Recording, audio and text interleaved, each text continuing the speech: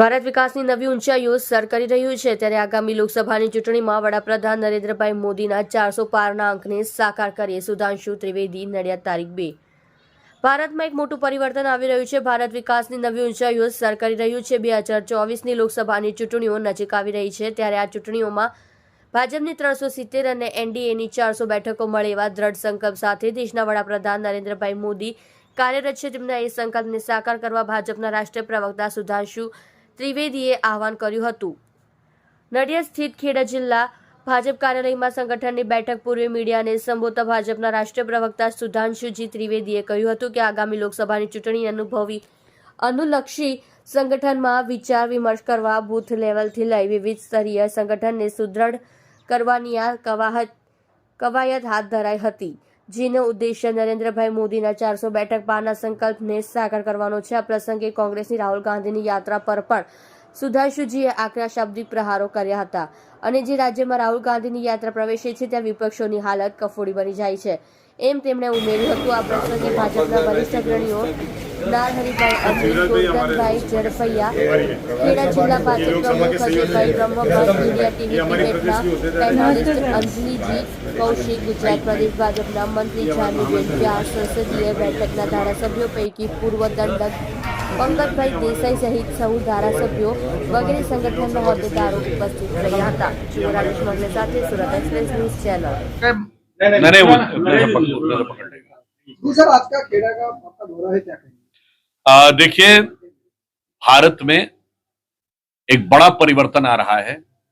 प्रधानमंत्री श्री नरेंद्र मोदी जी के नेतृत्व में भारत विकास की जिन नई ऊंचाइयों की तरफ आगे बढ़ रहा है उसको अब और शक्ति देने के लिए 2024 का चुनाव और नजदीक आ रहा है। भारतीय जनता पार्टी ने यह संकल्प लिया है कि इन चुनावों में भाजपा 370 लोकसभा और एनडीए 400 के पार हो, यानी जो हमारा संकल्प है 400 पार, उसके लिए संगठनात्मक दृष्टि से पूरी गहनता के साथ धरातल पर हमारे सभी वरिष्ठ नेताओं के साथ जो यहाँ हैं और हमारे लोकसभा के संयोजक, लोकसभा के प्रभारी और यहाँ पर जो कार्य कर रहे हैं उनके साथ संगठनात्मक स्तर पर विचार करने के लिए तमाम नेताओं को भिन्न भिन्न लोकसभा क्षेत्रों में भेजा जा रहा है। उसी निमित्त मैं यहाँ पर आया हूँ, जहां पर हम बूथ स्तर से लेकर हमारे संगठनात्मक स्तर तक के भिन्न भिन्न विषयों के ऊपर विचार विमर्श और उसकी समीक्षा करेंगे और फिर इस संकल्प को और सुदृढ़ करते हुए कि इस बार फिर मोदी सरकार और 400 पार के विचार को और प्रबलता प्रदान करेंगे। सुधीर जी, कांग्रेस के राष्ट्रीय अध्यक्ष मल्लिका जी ने एक आरोप लगाया है गुजरात सरकार पे कि जो आत्महत्या हो रही है उसमें बिल्कुल जवाबदार गुजरात सरकार को ठहराया है। देखिए, किसी भी घटना को लेकर गुजरात की सरकार पूरी संवेदनशीलता के साथ सक्रिय और तत्पर रहती है, परंतु जहां तक कांग्रेस के द्वारा गुजरात पे आरोप लगाने की बात है तो इसे मैं कहना चाहूंगा ये आज की बात नहीं है, ये 22 साल 24 साल पुरानी बात है।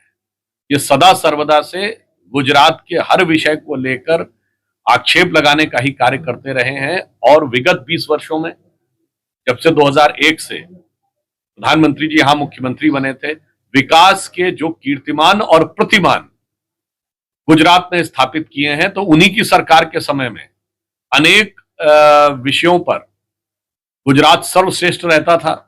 यहां तक कि शायद आप लोग भूल गए होंगे तो याद दिला दूं, 2009 और 10 के बाद जब लगातार 20 सूत्री कार्यक्रम क्रियान्वयन में गुजरात नंबर 1 आया था तो इनकी सरकार ने रैंकिंग निकालनी बंद कर दी थी। यहां तक कि जो प्राइवेट संस्थाएं और बड़ी पत्रिकाएं करती थी तो वो मोदी जी को सर्वश्रेष्ठ मुख्यमंत्री बताती थी। फिर मैं याद दिला दूं, लोग भूल गए होंगे, 2011 में यूएस कांग्रेशनल रिसर्च सर्विस ने भारत के भिन्न भिन्न राज्यों के गवर्नेंस मॉडल की समीक्षा की थी, गुजरात की को सबसे बेहतर माना था और प्रधानमंत्री श्री नरेंद्र मोदी जी जो उस समय गुजरात के मुख्यमंत्री थे, again I am saying 2011 US congressional research service, उन्होंने कहा था कि गवर्नेंस तो शानदार है ही है, वर्ड यूज किया था इज इनकरप्टेबल, यानी यहाँ किसी प्रकार का भ्रष्टाचार संभव नहीं है। तो मुझे लगता है गुजरात के मॉडल के बारे में और गुजरात की गवर्नेंस के बारे में हमारे मुख्यमंत्री भूपेंद्र भाई पटेल जी के नेतृत्व में पूरी संवेदनशीलता और सक्रियता के साथ काम हो रहा। हाँ, खड़गे जी को अपनी पार्टी के गवर्नेंस के बारे में विचार करना चाहिए, क्योंकि खड़गे जी अध्यक्ष हैं पर यात्रा तो उनके एक सांसद निकाल रहे हैं, जो आज की डेट में ना अध्यक्ष हैं, नेता प्रतिपक्ष है, ना महामंत्री है, ना उपाध्यक्ष है। और वो यात्रा जब से शुरू हुई है तो मैं खड़गे जी के सुलभ संज्ञान में डालना चाहता हूं और उनका ध्यान आकर्षित करना चाहता हूं कि गुवाहाटी से राहुल गांधी जी की यात्रा शुरू हुई और चौपाटी में देवड़ा जी ने पार्टी छोड़ दी। वो पश्चिम बंगाल पहुंचे, दीदी ने मुंह मोड़ लिया। वो झारखंड पहुंचे, सरकार तो बच गई पर मुख्यमंत्री चला गया। वो बिहार पहुंचे तो इंडी गठबंधन के सूत्रधार नीतीश कुमार जी उन्हें मझधार में छोड़ के चले गए। वो उत्तर प्रदेश में दाखिल होते हैं और राष्ट्रीय लोकदल एनडीए में आ जाता है। वो समाजवादी पार्टी के साथ सीटों का गठबंधन फाइनल करते हैं और अगले दिन उनके 7 विधायक क्रॉस वोटिंग कर देते हैं। और अभी तो हिमाचल से दूर ही थे, वहां पे जो हाहाकार हो रहा है, इसलिए मैं खड़गे जी से कहूंगा आसे तो हिमाचल कम से कम अपनी पार्टी की गवर्नेंस पर ध्यान दें। उसके बाद जैसे हिंदी में कहावत होती है ना, पर उपदेश कुशल बहुत हेरे, तो उससे बचने का प्रयास करें। Thank you.